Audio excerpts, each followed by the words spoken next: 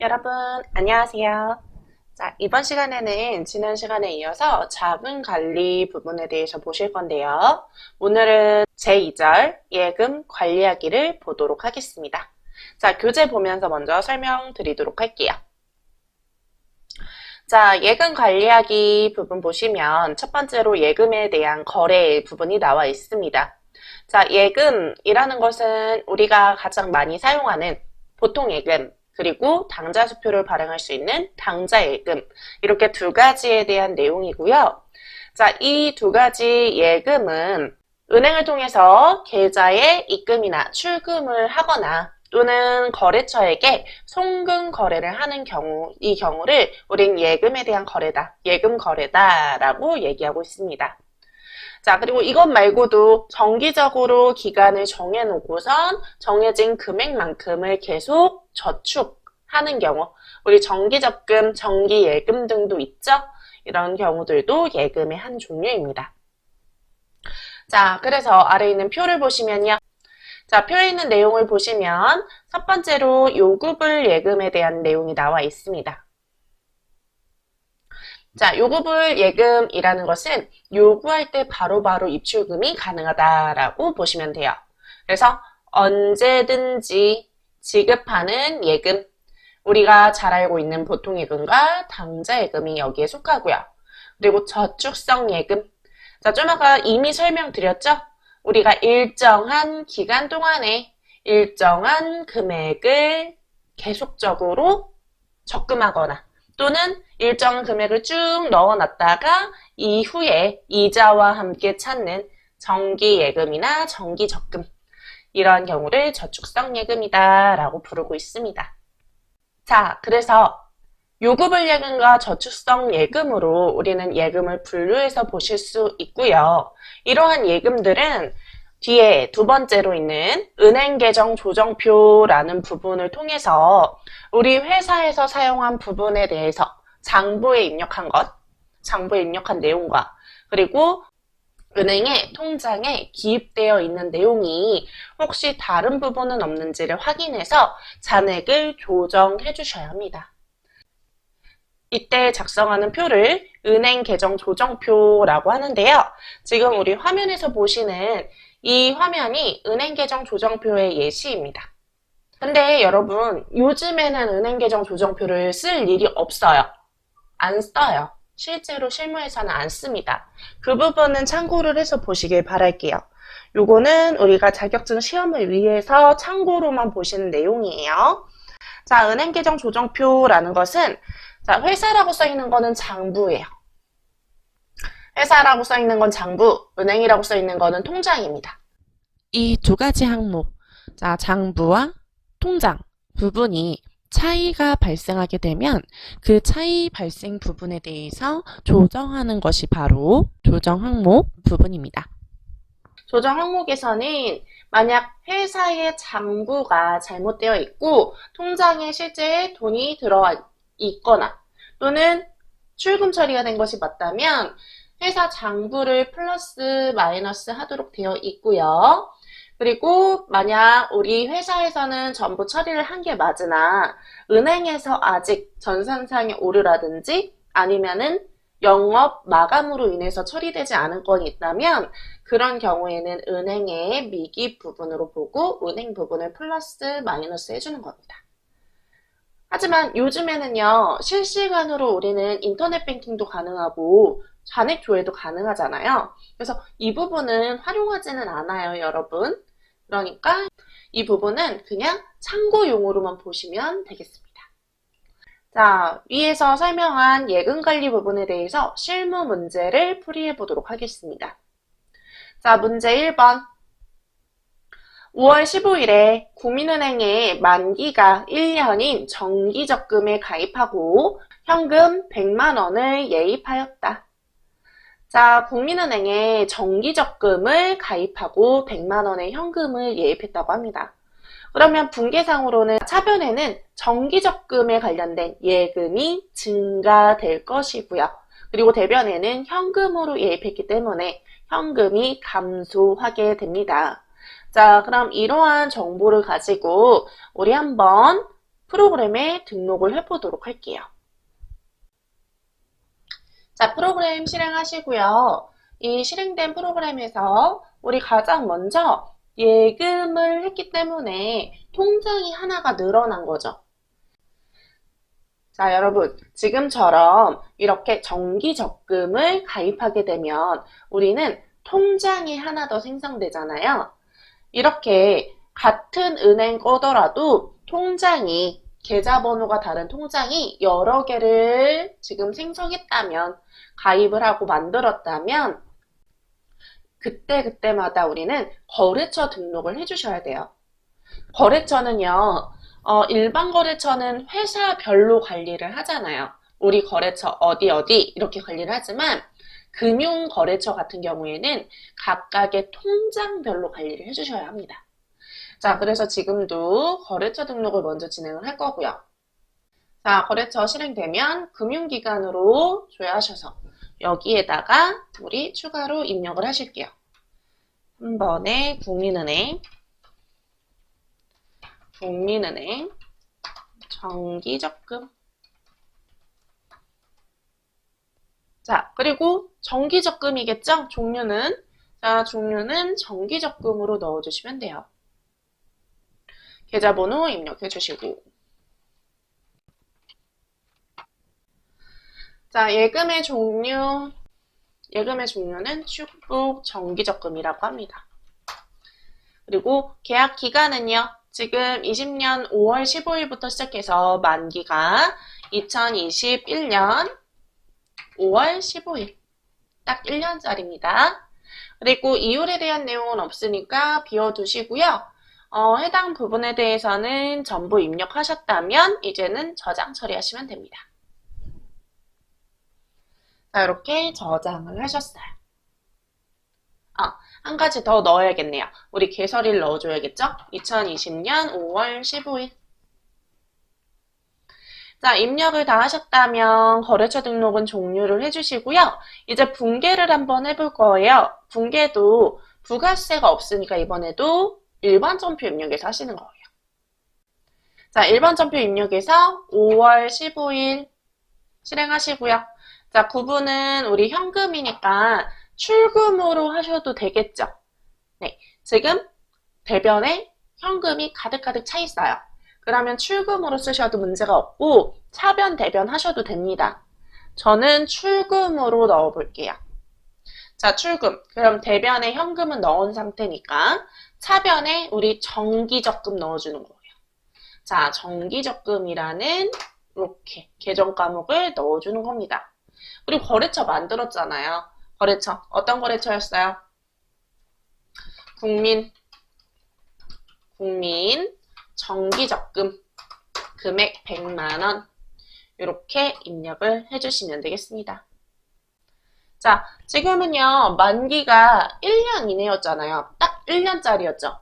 그렇기 때문에 이렇게 1년짜리인 경우에는 우리 당좌자산 안에 있는 정기적금 사용하시면 되는데 만약에 만기가 1년 이후로 넘어가면 그때는 당좌자산이 아니죠.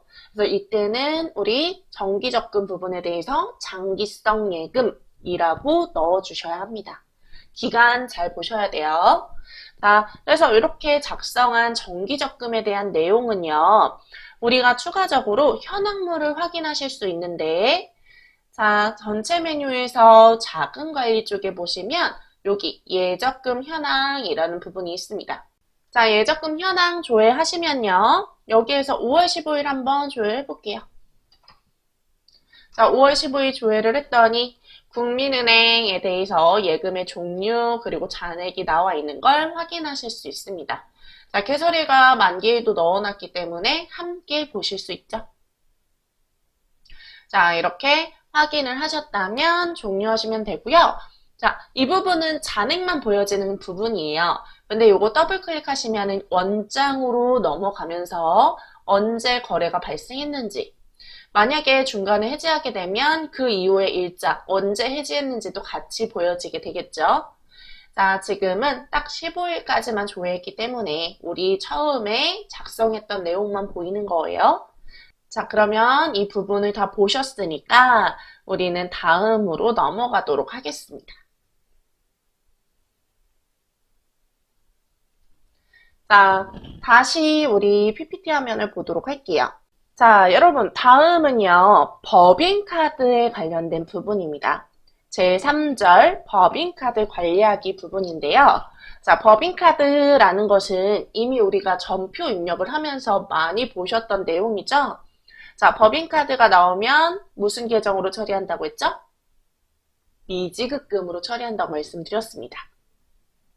그래서 이제 법인카드와 관련된 부분을 보실 텐데, 첫 번째 법인카드 발급 부분은 우리가 법인 회사라면 법인 신용카드를 신규로 발급받기 위해서 이때는 카드사별로 조금씩 차이는 있지만 사업자 등록 사본이라든지 또는 인감증명서, 등기부 등본 또는 재무제표나 주주명부, 대표자 신분증 등을 사본으로 같이 갖추어야지만 법인카드를 발급받을 수 있다라는 내용입니다. 요건 참고적으로 보시고요. 그 다음에 법인카드 관리 부분이 있는데요. 예전에는 이렇게 회사에서 법인카드 관리대장이라는 것을 엑셀로 입력을 해서 관리를 했었는데 지금은 우리 프로그램에 입력을 할 거기 때문에 이 관리대장은 굳이 보실 필요는 없습니다. 가장 중요하게 보셔야 되는 부분은 3번 부분이에요. 3번 부분 보시면은 법인카드에 대한 관리 부분이 나와 있습니다. 자, 이 법인카드에 대한 관리 부분은요, 우리 매입세, 그러니까 부가세가 있는 경우에 법인카드 사용하면 이때는 57번 카드 과세로 처리를 하는 경우가 있고, 그리고 또 우리 면세품에 대해서 카드 사용하면은 이때는 카면으로 처리했었고, 그리고 영세거래에서 쓰면 카영 이렇게 처리하는 방법이 있었죠. 바로 전에 우리 매입매출 전표 입력에서 보셨던 내용이에요. 자, 그렇게 일반적인 거래들에 대한 붕괴와 그리고 만약에 우리가 공제를 못 받는 카드 매입이 있다면, 자, 공제 못 받는 카드 매입, 이 부분도 제가 불공제할 때 잠깐 말씀을 드렸어요. 카드로 결제했는데 불공제되는 거래를 했다. 자, 이 경우에는 뭐 접대비 쓴 거 또는 비영업용 소형승용 자동차에 대한 뭐 비용을 사용했거나 이런 경우에는 전부 다 불공제이기 때문에 매입매출 전표 입력이 아니라 일반 전표 입력에서 작성을 해야 된다라고 말씀을 드렸습니다. 자, 그러한 부분들을 참고하셔서 자, 지금 나와 있는 표를 한번 보시면요. 거래 구분에 따라서 지금 어떻게 붕괴를 하느냐가 나와 있는데 첫 번째로 원재료 매입 시에 대한 부분. 원재료 매입 시에 카드로 결제를 한 경우는요. 자, 이 경우에는 차변에는 원재료 사왔으니까 원재료 넣어주시고 그리고 대변에는 외상 매입금으로 지금 처리를 해놨습니다. 근데 사실 이 경우에는요, 여러분 미지급금 쓰셔도 됩니다. 미지급금 쓰셔도 되는데 원재료를 사왔을 때, 자, 지금 우리가 입력하고 있는 프로그램상에서 입력하고 있는 회사가 제조회사잖아요, 여러분. 그렇기 때문에 원재료 구입이 일반적인 상거래에 들어가는 거예요. 그럼 일반적인 상거래에 법인카드를 사용한 것은 우리가 법인카드는 나중에 갚아야 할 의무가 있잖아요. 카드값 갚아야 되잖아요. 그래서 그 의무에 따라서 외상 매입금, 매입 채무로 볼 수 있다라는 뜻입니다. 그래서 이 경우에는 반드시 외상 매입금 옆에다가 원재료 구입한 회사가 아니라 카드 회사 넣어주시는 거예요. 자, 여기에 카드 회사 넣어주시는 겁니다. 자, 그리고 두 번째. 소모품을 구매한 경우에 우리 법인카드 사용한 경우 자, 소모품은 일반적인 상거래에서 필요로 하는 것이 아니죠. 자, 일반적인 상거래에서 필요로 한다. 일반적인 상거래에서 구매를 한다. 이러면 상품하고 원재료밖에 없어요, 여러분. 그 외에는 일반적인 상거래가 아니라고 보는 거예요. 그래서 지금 소모품은 아니니까 자, 소모품에 대해서 일단 사온 거 차변에 넣어주시고 또는 소모품 B라는 비용 발생 시켜주시고 그 다음에 대변에는 미지급금으로 쓰는 거예요. 그래서 우리 앞에서 전표 처리하실 때요. 카드 나오면 무조건 다 우리 미지급금 처리하셨잖아요. 기억나시죠? 네, 미지급금으로 하는 것이 법인카드 사용 부분의 가장 기본적인 부분입니다. 그래서 여러분이 문제풀이를 하실 때, 자, 시험을 볼 때도 마찬가지고요. 문제풀이 하실 때 문제에 이 경우에는 매입 채무로 하시오 라는 말이 없으면 그냥 무조건 다 미지급금으로 잡으셔서 거래처만 카드로 걸어주시면 되는 거예요. 자, 우리 지금 카드 거래에서 가장 중요한 것은 미지급금의 거래처가 법인카드로 연결이 되어 있어야 된다는 점입니다. 그것만 주의해 주시면 돼요. 그러면 이렇게 발생한 거래들이 이제 한 달이 지나면은 우리 카드 결제는 한 달마다 한 번씩 하니까 한 달이 지나면 그 사용한 내역들을 전부 다 합쳐서 우리는 법인카드 사용 대금을 지급하죠. 자, 이렇게 법인카드 사용 대금에 대해서 당좌예금 계좌에서 이체 지급을 했어요. 그러면 당좌예금은 감소할 거고요. 감소하죠. 그리고 법인카드 사용 대금. 자, 지금 원재료라고 되어 있잖아요. 그러면 요거를 지금 결제했다는 얘기예요. 그럼 이 내용 그대로 차변에 와서 감소되어야겠죠? 그럼 이때 거래처도 여기에 있는 거래처랑 똑같이 넣어주시는 거예요. 이해되시죠? 자, 그럼 마지막도 마찬가지겠죠? 우리 경비에 대한 사용대금 보통예금 계좌에서 이체 지급했대요. 그럼 이번에는 보통예금이 감소할 거고요. 자, 경비에 대해서 우리 미지급금으로 카드 대금 증가시켜놨으니까 그만큼에 대해서 미지급금 감소시켜주고 이때도 카드 거래처 주의해서 보셔야 하고요. 이렇게 하는 것이 기본적인 툴입니다. 우리가 신용카드 거래에 대한 기본적인 툴이에요. 자, 그럼 이것도 한번 우리 실무 문제 보면서 예제를 전표를 입력해 보도록 할게요. 자, 1번 5월 19일에 영업부 직원의 마케팅 교육을 강남 학원에 위탁 의뢰하고 교육비 30만 원을 회사 법인카드인 신한카드로 결제하였다. 자, 이때 매입세 공제 조건을 갖추지 못했대요. 자, 갖추지 못했을 때는 우리 일반 전표 입력에서 입력한다고 했잖아요. 그러면 이 부분부터 먼저 또 프로그램에서 입력을 해보도록 할게요. 자, 여러분 일반 전표 입력 다시 실행해 주시고요. 5월 19일에 자, 5월 19일에 우리 강남 학원에다가 우리 직원들의 마케팅 교육을 위탁을 했대요. 이때 교육비 썼으니까 교육비 뭐라고 처리하죠? 교육 훈련비라고 처리하죠? 몇 번대로 사용하셔야 돼요? 자, 이때는 영업부니까 판매 관리비 쪽에 있는 교육 훈련비 쓰셔야 되는 거예요. 자, 강남 학원에다 했어요. 그럼 강남 학원 있나 보니까 없네요. 그냥 옆에다가 강남 학원이라고만 써줄게요. 자, 학원에 우리가 교육비 30만 원 줬고요. 해당 부분은 법인카드, 신한카드로 결제했대요. 그럼 이때는 미지급금 쓰시는 거죠. 그리고 거래처 어디?